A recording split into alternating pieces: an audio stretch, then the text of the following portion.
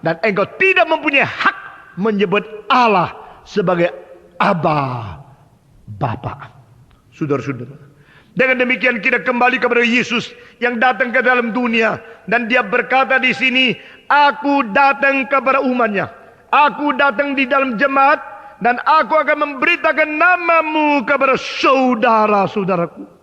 Yesus datang ke dalam dunia. Dia menjadikan kita saudara-saudaranya. Sehingga ini menjadi satu keluarga rohani yang terbesar di bawah kolong langit. Saudara-saudara, tidak ada nama lain di bawah kolong langit yang kita boleh bersandar untuk diselamatkan. Dan tidak ada nama lain yang membawa kita kembali kepada Allah Bapa. Yesus berkata, akulah jalan, akulah kebenaran, dan akulah hidup. Tidak ada seorang pun yang kembali kepada Bapa kecuali dengan aku. Nah, di sini satu-satunya pengantara di tengah-tengah Allah dan manusia adalah Kristus yang sendiri adalah Allah menjadi manusia. Saudara-saudara, kedua sifat, yaitu sifat ilahi ditambah dengan sifat manusia. Kedua sifat di dalam satu pribadi ini yang memungkinkan Yesus Kristus sebagai juru selamat. Yang sendirinya datang dari Allah, dia adalah Allah. Dia sendiri datang ke dalam manusia, dia sendiri menjadi manusia. Jadi inkarnasi berarti Allah menjadi manusia. Pada waktu Yesus menjadi manusia, dia tidak membuang sifat ilahinya. Pada saat di dunia dia tetap adalah Allah. Allah yang berdaging, Allah yang berdarah, Allah yang datang menjadi peta manusia, Allah yang bersalut dengan daging darah yang berpeta budak, peta dosa, peta manusia.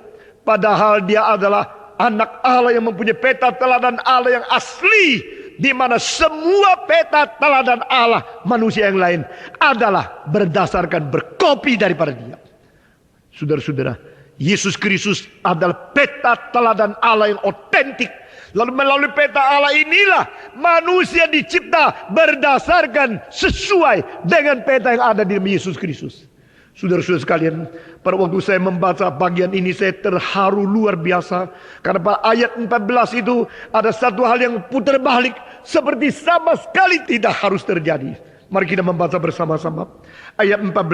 Karena anak-anak itu adalah anak-anak dari daging dan darah, maka ia juga menjadi bagaimana? Sama dengan mereka. Dan bagaimana? Mendapat bagian dalam keadaan mereka.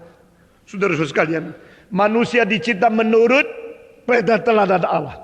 Yesus inkarnasi menurut peta teladan kita. Itu artinya, saudara-saudara, we are created after the image and the likeness of God. Kita jatuh, sesudah jatuh, Yesus datang ke dalam dunia, dia datang menjadi seperti kita. Dan terbalik, mestinya kita seperti Allah, sekarang Yesus seperti kita. Sudah rasakan terbalik tidak? Ini tidak seharusnya terjadi. Tapi ini yang dicatat pasal 2 ayat ke-14, bagian yang kita baca ini.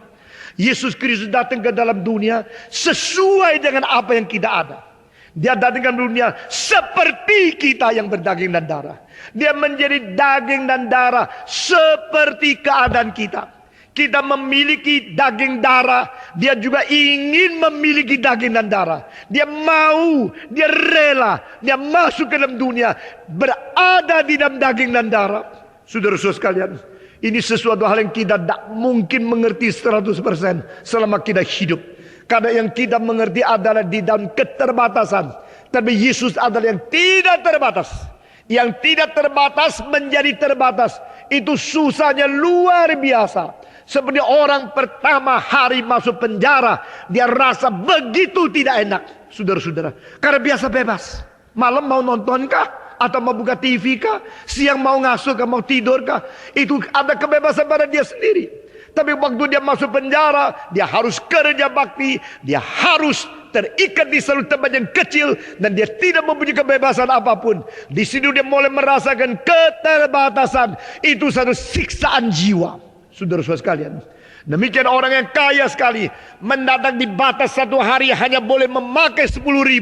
Bagi dia itu satu siksaan luar biasa. Tetapi bagi mereka yang susah, yang saban hari tidak ada uang cukup untuk beli makanan, satu hari diberi ke 10.000, mereka rasa bahagia luar biasa. Saudara-saudara, makanya saya sering berkata, lebih bahagia engkau miskin dulu, besok tuannya kaya, daripada kaya dulu, dilahirkan dalam keluarga yang kaya, besok miskinnya susah. Yesus Kristus adalah satu-satunya yang dari tidak terbatas menjadi dikurung di dalam keterbatasan. Saudara-saudara, tidak ada contoh lain. Tidak mungkin ada contoh lain. Tidak pernah mungkin ada pribadi lain yang mengalami proses apa yang dialami oleh Yesus Kristus. Apa sebab? Karena semua yang lain dicipta. Semua yang lain terbatas. Semua yang lain tidak pernah mempunyai status ketidakterbatasan. Saudara-saudara, kita semua dicipta dan kita semua dibatas di dalam hukum alam. Kita semua dibatas di dalam materi. Kita semua dibatas di dalam waktu. Kita semua dibatas di dalam tempat. Kita semua dibatas di dalam hukum rohani, yaitu upah dosa adalah maut. Sehingga kita sendiri akhirnya harus mati. Nah, ini 6 hal yang membatas seluruh hidup kita. Kita dicipta dalam perbatasan. Kita dicipta dalam keterbatasan ini, sehingga limitasi menjadi ciri khas daripada eksistensi kita. Semua filosof eksistensialisme adalah orang-orang yang tidak rela hidup sebagai manusia yang terbatas, karena mereka sadar di dalam diri mereka ada angan-angan, cita-cita, cetusan daripada konsep tidak terbatas. Saudara-saudara, kita hanya mempunyai milik konsep tidak terbatas. Kita tidak mungkin mempunyai realita tidak terbatas. Kita mempunyai ide mutlak, tapi kita sendiri tidak mutlak. Karena kita dicipta, saudara-saudara. Itu sebab kita terbatas di dalam hukum alam. Kita terbatas di dalam waktu. Kita terbatas di dalam materi. Kita terbatas di dalam ruang. Kita terbatas di dalam kemampuan. Kita terbatas di dalam hukum rohani. Kita terbatas di dalam sejarah. Dan sesudah hukum rohani itu berlaku, maka upah dosa adalah maut. Kita akan mengalami keterbatasan yang terakhir, yaitu kita mati daripada dunia ini. Saudara-saudara, maka kita tidak bisa mengerti apa artinya dari ketidakterbatasan mendadak masuk ke dalam keterbatasan. Yang mengerti hanyalah Allah sendiri, karena Allah mengirim anaknya Yesus Kristus dari dunia ketidakterbatasan masuk ke dalam dunia keterbatasan. Saudara-saudara, ini sesuatu siksaan yang luar biasa. Sesuatu siksaan yang bikin jiwa seseorang merasa begitu tidak lega, begitu tidak merdeka, begitu diikat. Tetapi Yesus Kristus justru terbalik. Saudara-saudara, pada waktu saya merenungkan apakah yang menjadi kalimat-kalimat menginginkan ke situ daripada rasul-rasul yang terbesar, saya menemukan satu persamaan antara Paulus dan Petrus. Paulus berkata, setelah tenda di dunia ini sudah rusak, kami akan bersalut dengan rumah yang kekal di sana. Saudara-saudara sekalian, apa artinya? Berarti kita sekarang berada dalam tubuh yang mulai rusak, tetapi tidak apa-apa. Ini bukan rumah kekal, ini tenda saja.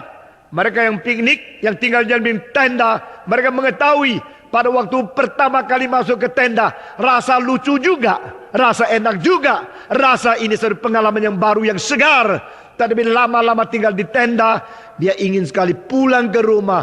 Waktu sampai di rumah baru mengetahui, dulu aku pernah mempunyai hidup begitu enak, kenapa tinggalnya di tenda. Nah, saudara-saudara, Paulus mengatakan setelah tenda ini rusak, kita akan bersalut dengan rumah yang berada di kegagalan itu. Demikian Petrus, sama. Kedua rasul mempunyai cara untuk mengutarakan sesuatu pengharapan yang sama. Kita menanti kepada tenda yang tidak rusak, yang disediakan di sana, bukan tenda ini. Tenda ini daging.